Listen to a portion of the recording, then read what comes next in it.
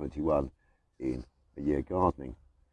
Now, I've got a lot to go through in a shortened show today, but I'm finally getting the top render on the stream. I've got all the materials now, and what I'm doing is I'm putting a 15mm cement based render, so it's actually a 1-to-1 mix of sand and cement.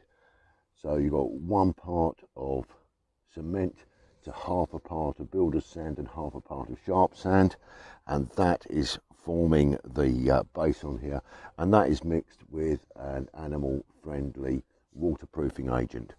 Once I have got the cement mixture dry, then I'm also covering it with another waterproofing agent and a frostproofer so that it doesn't get affected by the cold weather.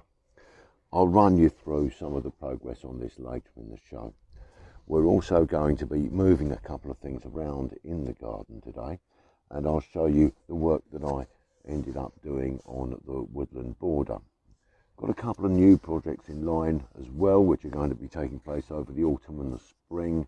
I'll probably leave winter alone, but it's very, very exciting.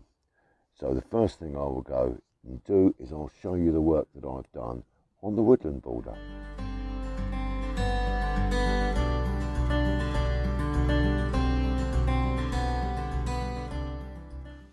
Well, you may remember in the last show I started to do a bit of tidying in this border, and I didn't realise how bad it was.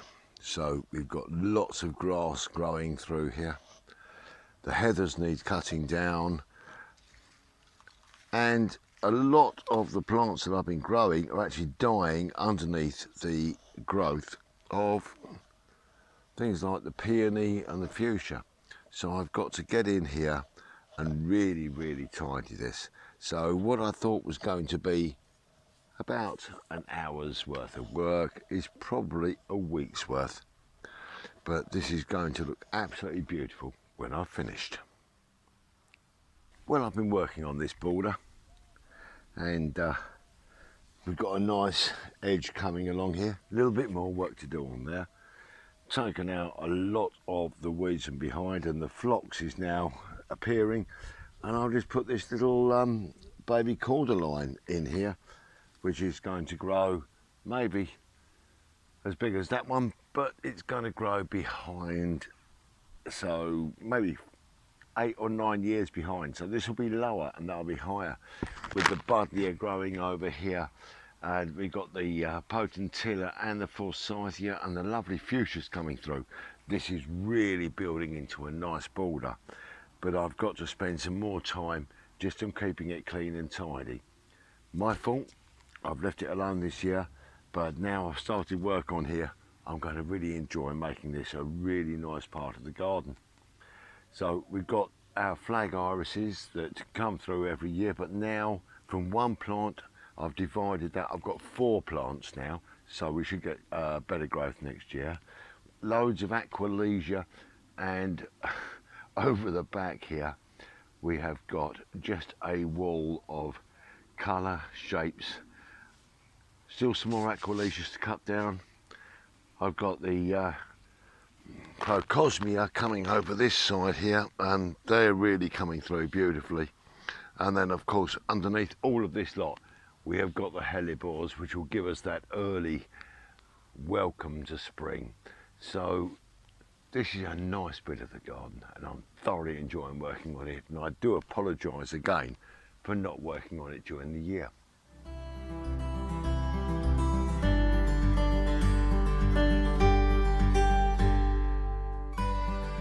Well, I've finally started to build the wall at the header of the stream, and so what I've done is I've just mortared these few blocks together here, but in the top I've made a couple of small indentations in the mortar by keeping the blocks apart, and when that's dried out nicely I'm going to put some compost in there and grow some rather pleasant little plants in there.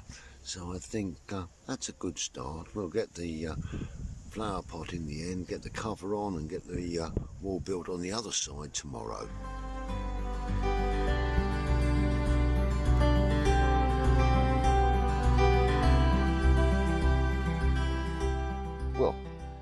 before I start work on the rendering that runs underneath the bridge, I thought now would be a really good time to give this some timber treatment so none of the stain will spill onto the new render that goes in there. So I'm going to crack on with that and I'll show you what it looks like afterwards. Well, there we have some preservative on the bridge, and I'm just going to wait for that to dry and then crack on with the next bit of the render on the stream.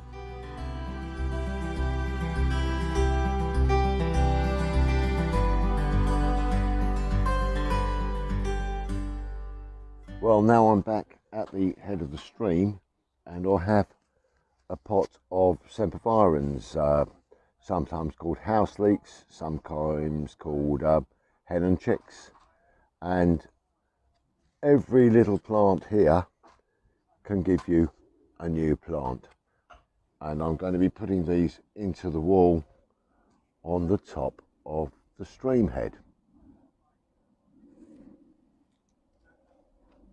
What I'm going to be doing is I'm going to be making just a little hole in the compost,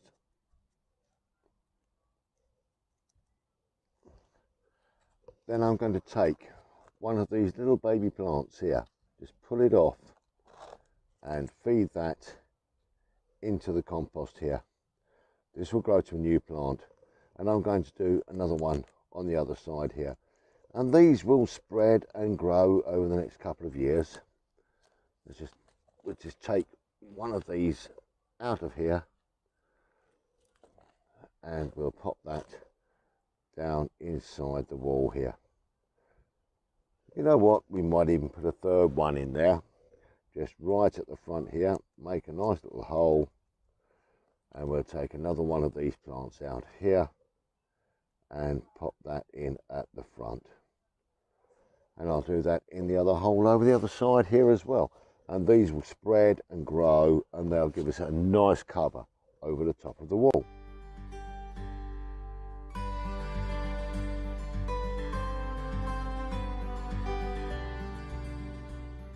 Well, now I thought I'd talk to you about one or two of the changes that are going to be happening in the garden. And one of them is right here. This is where we had our herb garden, which has moved, and I'll show you what I've done with that. And the reason I've moved that is we're going to be putting a little extended cover on the top of the summer house, bringing it out so that we can enjoy sitting outside in some of the more inclement weather.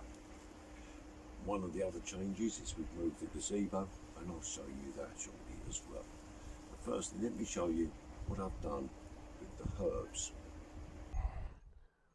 Well, this is where I brought my herbs from, the little deck area which we're going to be covering, and I've built up a little stack of pallets which I've cut down and made a tier here, and we've got our rosemary and our coriander and our parsley and our chives, and they all seem to be very happy here.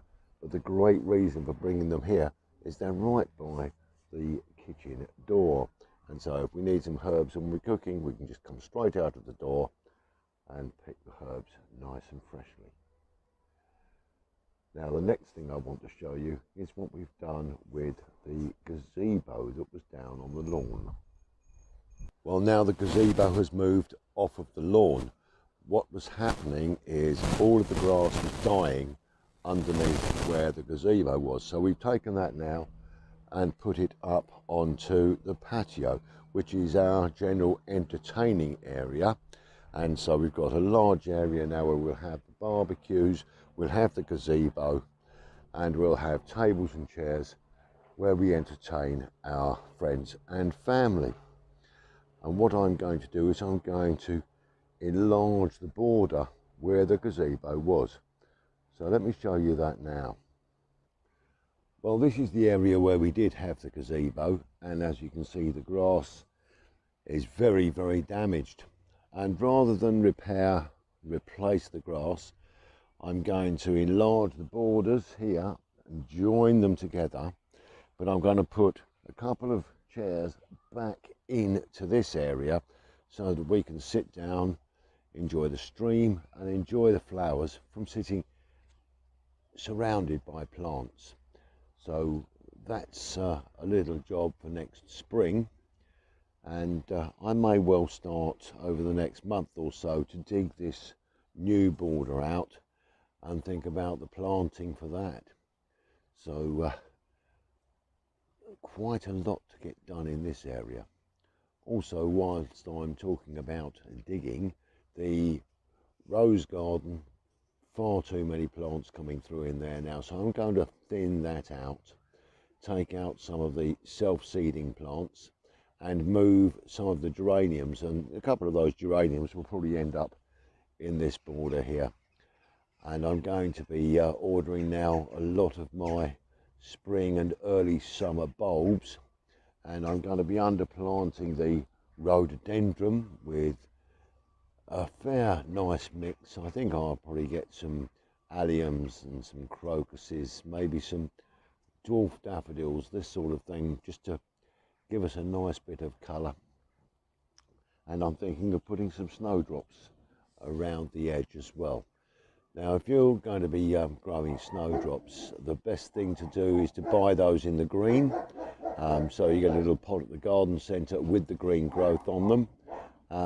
You can plant them as a dried bulb, but they're going to take a very, very long time to come to flower.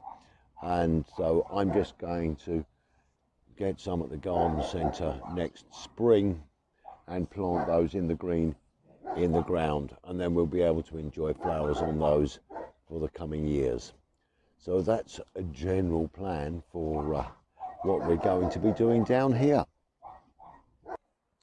Well, this is the section of garden that we have filled with beautiful flowers like these cosmos, and what a lovely scent they have. But this area of the garden looked very different, and last year Julie was taking some photographs of me while I was doing some filming, and I thought one of the photographs she took, I can show you the comparison to where we are now and the amount of grass that we've lost and the increased borders with flowers for our bees and our pollinators. Going to make such a great difference to this garden.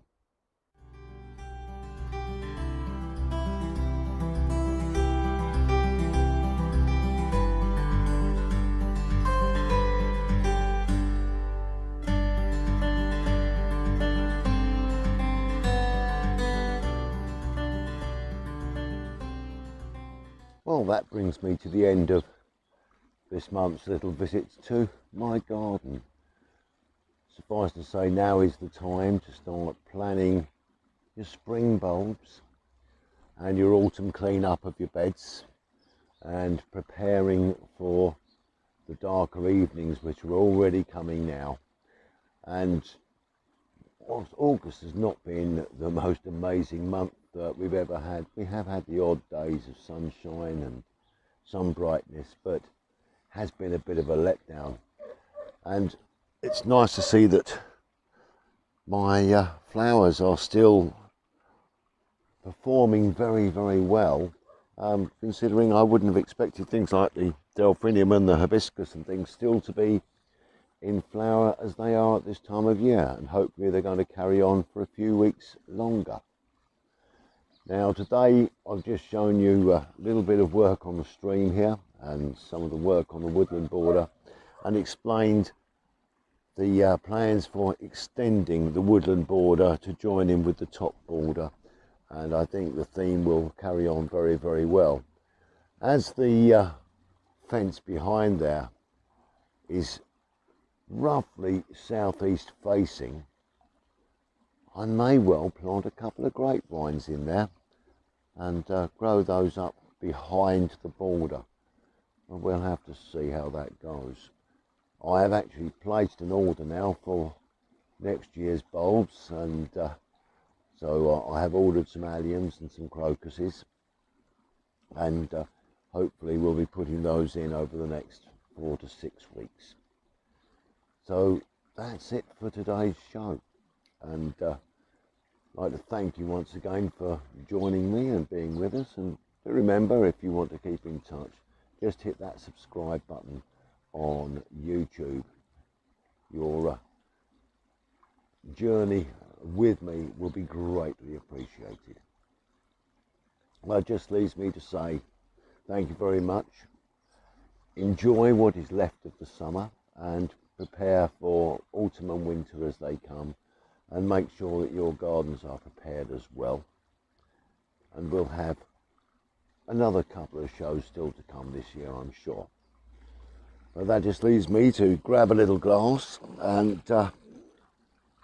this time I've got a rather splendid little Pinot Grigio to share with you today. So stay safe, stay well, be kind to each other, happy gardening, and cheers.